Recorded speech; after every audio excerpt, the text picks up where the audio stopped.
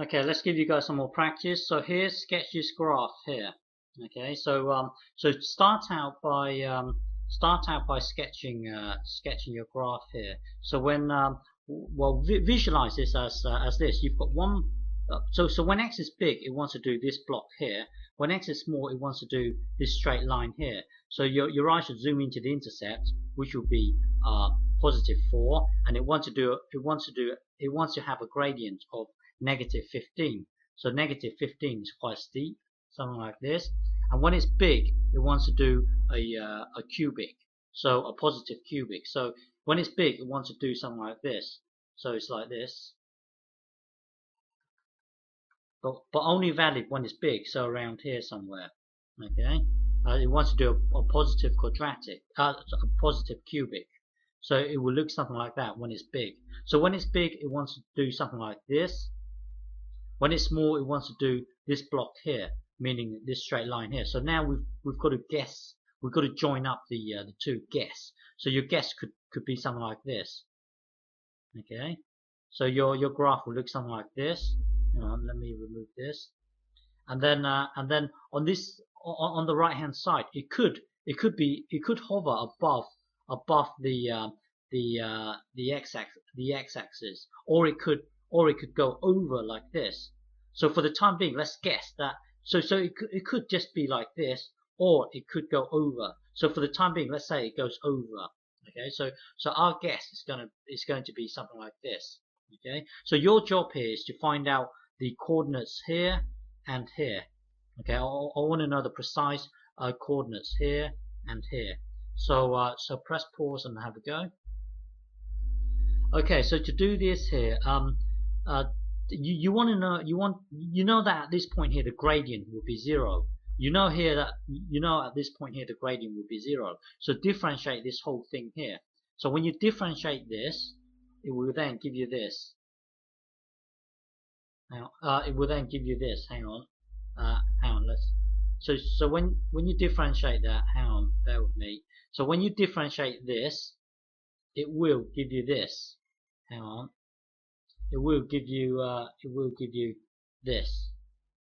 Okay. So when you differentiate that, it will give you this here. So now let the gradient be 0. So let the gradient be 0. So put 0 into here. So that's 0 there, and then try and find out when x will give you a gradient of 0. So factorize it. Factorize this will give you this. Oh, and if this doesn't factorize, then you might have to use a quadratic equation or somehow solve it. But here I've deliberately gave you I deliberately gave you one that could easily be factorized. Okay, so this will then factorize to this. So what that means is that looking back at our original guess, was this: when the intercept of 4, gradient of -15, and when it was big, it wants to do the cubic. So we guessed that it would look something like this. Okay, so now looking at this, you can see that when x is +5, the gradient will be 0. So when x is +5 here, the gradient will be 0. Okay, and when x is -3, which is this bit here, the gradient here will be 0. Okay, so the gradient here will be 0. So now you want to know the y coordinates here, the y coordinate here and the y coordinate here. So hang on. So now you've got to put this. Hang on. So you want to know the y coordinate right at this point here. So put -3 back into the original equation. So the original equation was this. So now put -3 into here, and into here. Okay. So at x equals -3, y equals this. Which would turn out to be 31. Okay, so now our graph will look like this. So we know that the gradient here will be 0. We know the gradient at +5 will be 0. the gradient at x equals positive 5 will be 0. So now put this 3 into the original equation. It will then give us 31. So the coordinates, hang on, so the coordinates for this point here will be minus 3, comma 31. Okay, so now we've got to find out the coordinates for this point here. So put 5 into the original equation. So now put 5 into the original equation here. Okay, so that will then blah blah blah blah blah blah blah blah gives us minus 163 over 3. So the coordinates here will be